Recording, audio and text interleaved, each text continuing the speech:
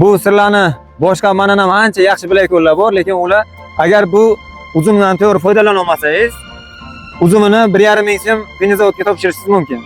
Mayizini tayyorlasangiz 1 kilo mayiz 700 minggacha sotiladi. Sug'diyona navini gibrilin qilmasa, u oddiy sug'diyona bo'ladi. Qachonki sug'diyonani gibrilin qilsa gigant bo'ladi.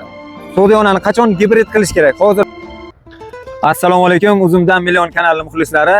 Zavada qilganimizda uzumchilik sirlarini o'chamiz. Hozir turgan joyimiz Sug'diyona navlik bog'. Turgan joyimiz Buxoro viloyati, Buxoro viloyat, Buxoro shahar. Buxoro shahar. Mana shu Ziyo akamizning yerlari. Beroz necha gektar nima? Sagdiyana 4 gektar. 4 gektar Sagdiyana bog'. Bular boshqa uzumlarni xomtok qilib boshqa ishlarini qilib yuribdilar. Mana shu Sug'diyona uzumini xomtok qilishdi ham bularga, ham sizlarga qo'ldan kelgancha tushuntirishga harakat qilamiz. Agar Sug'diyona uzumi 100% mayizlik hisoblanadi. Mayizi 1 kilosi 700 minggacha sotiladi. Eng yaxshi pishgani. Yaxshi yetiltirib mayizini tayyorlasangiz 1 kilo mayiz 700 minggacha sotiladi. Agar bu uzumdan to'g'ri foydalana olmasangiz, uzumini 1,5 ming so'm benzovodga topshirishingiz mumkin. Shunaqa bo'ladi. Hozir endi 1,5 ming so'mlik uzumni 700 minglik mayizni qanday yetishtirishdi, Xudo xolasa etap-etap ko'rsatib boramiz. Videoni oxirigacha ko'ring. Biz boshlaymiz. Hozir xomtok, mana shu bitta tub. Bu ko'rib turibsiz, har bir kurtagidan ikkitadan bitta kurtagidan ikkitadan navda chiqargan. Qaysilardandir 3 ta ham chiqarganman. Operatordan so'raymiz, qarang. Ko'rsangda yaqindan. Ko'rinyapti mana shu. Sug'diyona uzumi kurtagi mana bir barmoqcha arasi, lekin har kurtagidan ikkitadan navda chiqargan. Har bir kurtagidan ikkitadan navda chiqargan. Buni hammasini qo'yib bo'lmaydi. Hozir biz mana shu tokga, gavdasiga yarasha hosil qo'yamiz. 20-30% ko'proq qo'yamiz. Shtobi shamol, yomg'irlarga, bir narsalarga talofat yetishi mumkin. Hozir bu birinchi xomtok bo'libdi. Bitta kurtagidan ikkita chiqqani 100% olinadi. Birinchi uchida turgani hosil qoladi. Shu bir qarishga mana qarang, hosil qoldimi? Olamiz. Pastdan chiqqan navdalarni olib tashladi. Faqat tepadagisi qoladi. Nima uchun? Pastdagi dori sepilayotgan paytga xalaqit qiladi. Tepasiga o'tishga qo'ymaydi. Shuning uchun pastdagini olib tashlaymiz. Agar bitta kurtagidan bitta katta, bitta mayda chiqqan bo'lsa, maydachasi olib tashladi. Nimasi desa ham. Ha, bu uzumga hammasiga pashti 95% ga hosil bo'ladi. Hosilligini olib tashladi. Qo'yish mana bir qarashga. Agar bitta kurtagidan ikkita chiqqan bo'lsa, bitta kattasini qo'yamizda maydasini olamiz. Qo'yish maydasini. Hozir mana shu bir qarashga bizga bitta hosil qolsa bo'ladi. Mana qarangda. Bitta kurtagidan ikkita navda chiqqan, ha? Uni oldidagisini qanday qilib olamiz? Qoparib olsangiz, qoparib olsangiz ikkinchisi bo'sh bo'lib qoladi. Sindirib. Andakka sinib ketadi, yo'q bo'lib ketadi. Shuning uchun buni takroqdan buni sindirib olamiz. Sindirib qo'ysak ham bo'ladi. Sindirib olamiz. Yana bitta muhim joyi. Mana shu navda bo'lsa, bitta navdani bu tarafidan, bittasini bu tarafini qo'yib ketaverish kerak. Hozir bu oddiy tik usuliga qilganimizdan bu sal boshqacha bo'ladi. Bitta navda bu yoqqa, bittasi bu yoqqa qilib qo'yib ketaverish kerak. Mana bir qarashga. Mana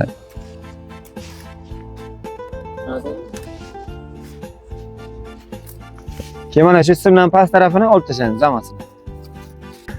Yana uch tarafdan kelamiz. Uchidan boshlaymiz. Uchiga bitta katta yaxshi qoldiriladi. Sindirib olamizda.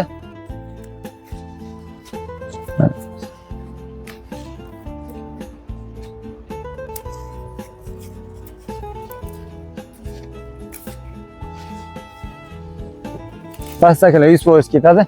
Tepadan qaraysiz, tepaga katta chiroyli bo'shligi qoladi.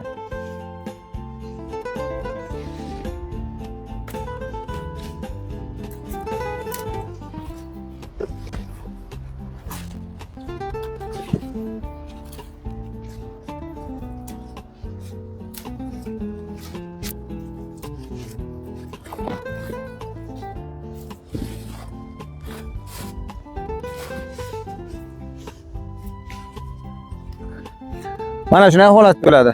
Har bir qarishga bitta qo'llar. Kimga qanaqa savol bo'lsa, aytinglar shu payt.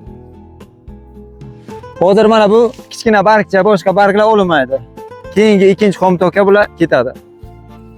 Hozir barg olish boshqa narsa bo'lmaydi. Faqat biza shu gavdasiga mos hosilni taqsimlab qo'yishimiz kerak. Hozirgi birinchi xomtokning vazifasi shu.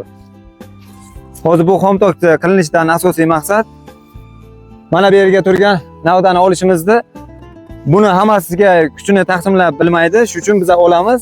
Mana bunga ketayotgan navdasini, mana bunga ketayotgan kuchini bularga berish uchun. Qancha xomtokda erta vaqtli qilinsa, uzum sifatli yetishadi, chiroyli bo'ladi, vaqtli erta pishadi.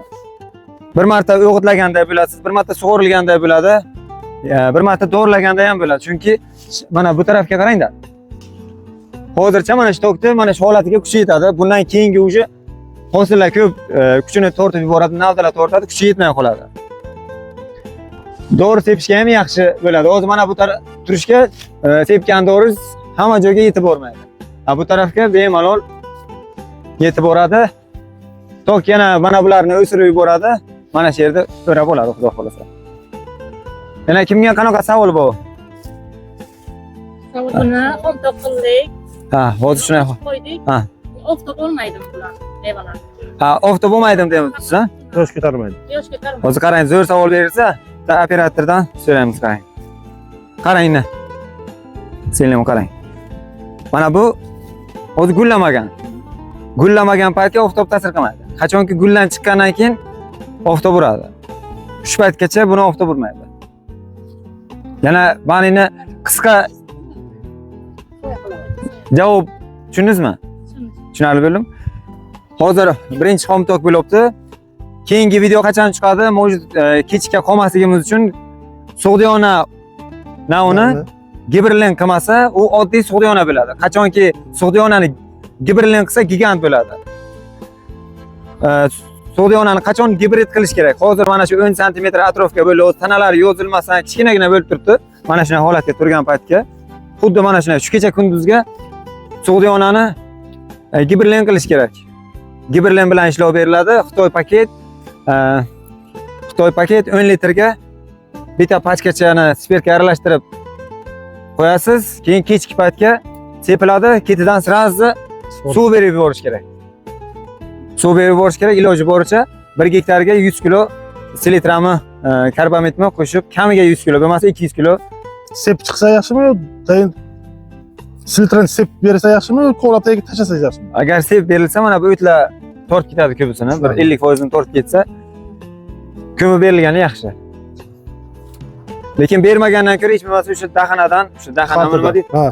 Xaltani teshib, o'sha silitrani teshib yuborilgani ham yaxshi. Amyaklarni oqraydilar-ku, shunday qilib.